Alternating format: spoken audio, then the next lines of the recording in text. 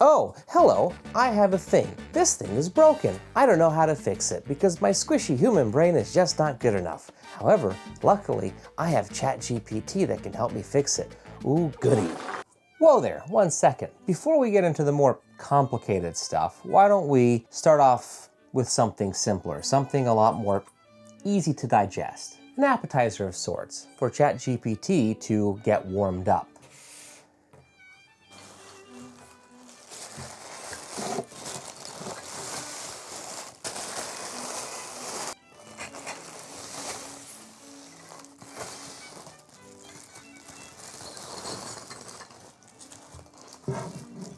I have something that's broken. Can you tell me how to fix it?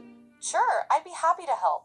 What seems to be broken? Can I show you a picture? Of course. Go ahead and show me the picture.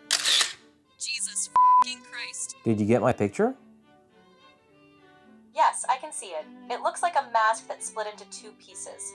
Are you trying to repair it or reassemble it? I'm trying to fix it, and I don't think it's a mask. I think it's some type of pot for a plant. Ah, I see. Oh, that makes sense. It does look like a breast prosthesis. A what? It's a type of prosthetic designed to resemble a breast. Are you trying to repair it or find a replacement?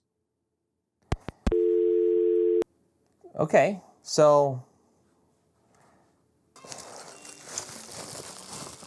let's just put that aside. All right, let's move on to something a little bit more technical. All right, this is a instant gardening guide, not calculator, but some kind of a gardening dictionary or encyclopedia or some type of gardening assistance thing. Hi, I have a instant gardening guide device called the Garden Guru, and it doesn't seem to work anymore. Can you help me fix it? I'd be happy to help. Can you describe what's happening with the device?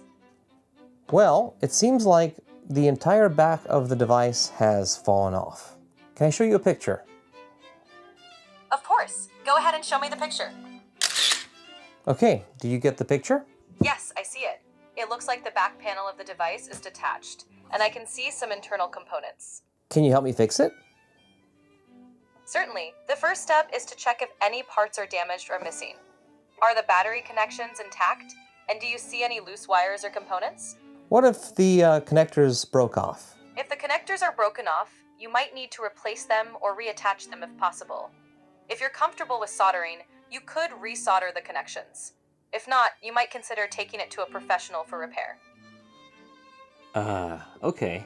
Hopefully the irony of it telling me to seek out a professional is not lost. Let's move on. I have a stepper motor driver that fails to power on. When I plug it into a power supply, none of the lights turn on. That to me means that there's something wrong with it. Quite possibly a component has failed. I'm going to have ChatGPT try and help me fix this step by step.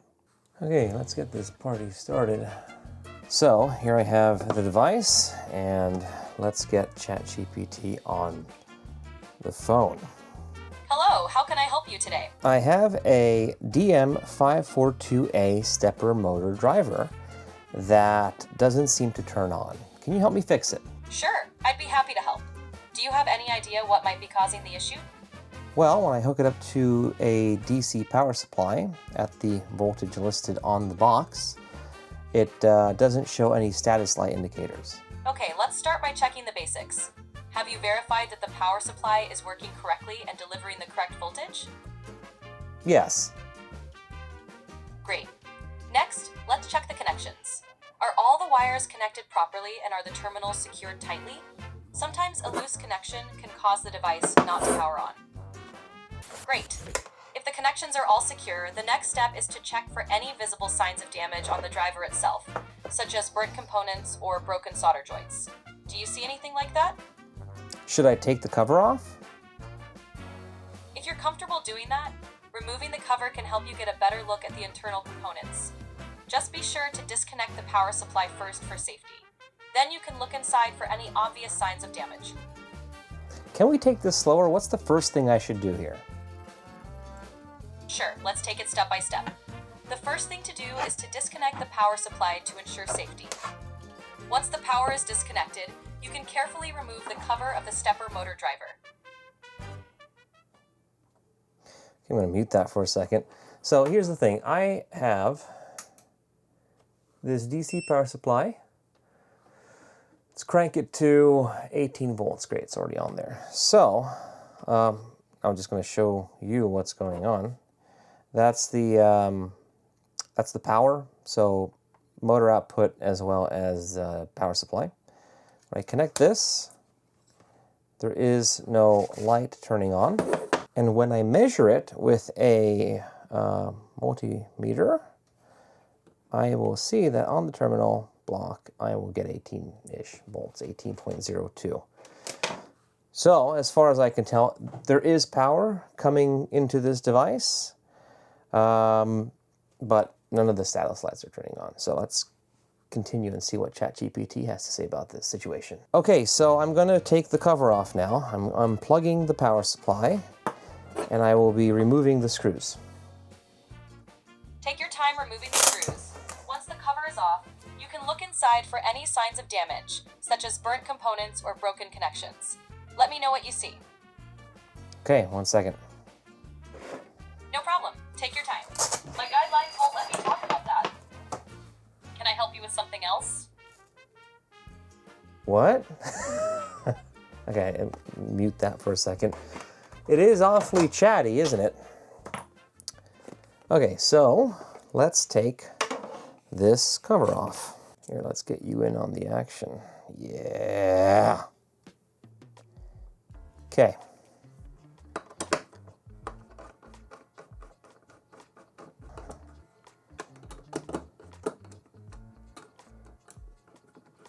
Come on. All right, put those aside into the lid here. Take the cover off. Okay. All right, well, for starters, looks like we got a really great looking resistor. That doesn't seem too healthy. That looks a bit crispy. We also have a fuse next door. I'm not really seeing any other signs of damage. Nothing super obvious anyway. This capacitor has some burn marks because I'm guessing someone came in here with a soldering iron and tried to do something. Hard to say. Hey, so I took the cover off and I have noticed a resistor on here that looks like it has R050 written on it. Looks a bit damaged. If the resistor looks damaged, that could be the cause of the problem. You might need to replace it with a new one of the same type. Do you have experience with replacing electronic components? I do. That's great. You'll want to desolder the damaged resistor and then solder a new one in its place. Make sure the replacement resistor has the same resistance value and power rating as the original. Shouldn't I verify if this resistor is in fact broken? Yes, that's a good idea. You can use a multimeter to measure the resistance of the resistor. If it shows an open circuit or a value significantly different from what it's supposed to be, then If it's this is definitely broken, damaged and needs to be replaced. then it could be causing... Exactly. A broken resistor can cause the device to malfunction or not power on at all. Replacing the resistor with one of the correct value should help restore proper functionality.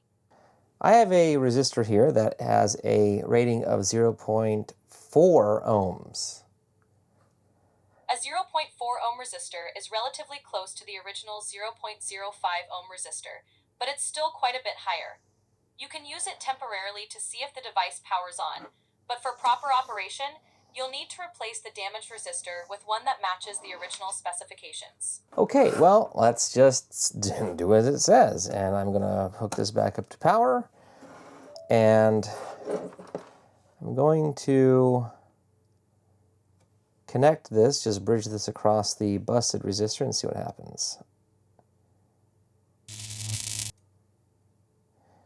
Okay, well, we have a red light that came on. I bridged the old resistor with this 0.4 ohm resistor, and one of the lights turned on, which is the alarm light.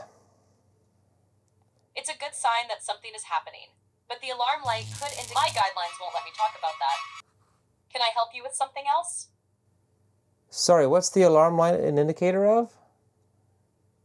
The alarm light usually indicates that there is a problem with the device, such as a fault in the circuit or an issue with one of the components. It could also indicate that the device is not getting the correct voltage or that there is still an issue with the resistor or another component. What should I do? First, double-check all the connections to make sure everything is secure. Then, recheck the resistor and surrounding components to ensure they are all in good condition. If everything looks fine, the next step would be to replace the resistor with the correct value and see if the alarm light turns off. What other components should I check? In addition to the resistor, you can check the capacitors, diodes, and any other nearby components. Look for any signs of damage, such as bulging or leaking capacitors, or any components that look burnt or discolored. You can also measure their values with a multimeter to ensure they are within their specified range. Okay, so I'm not actually going to repair this. It's not worth the time. Not worth it. But that isn't even why I'm here. I'm here to see how well ChatGPT can help me diagnose a problem. And one of the things that bothered me is kind of how hand-wavy it was. It just said, hey, you see those other components there? Check them out. See if they're doing okay. I honestly was hoping for a little bit more of a guided approach, like, okay, so here's what you want to do. Start here, do this, do that. It didn't do that. Anyway, that's all I got for this one. Was this a good test? I don't know. Maybe worth trying something else with a slightly different approach, but I'm going to call this one a fail. Oh yeah, like and subscribe. Bye.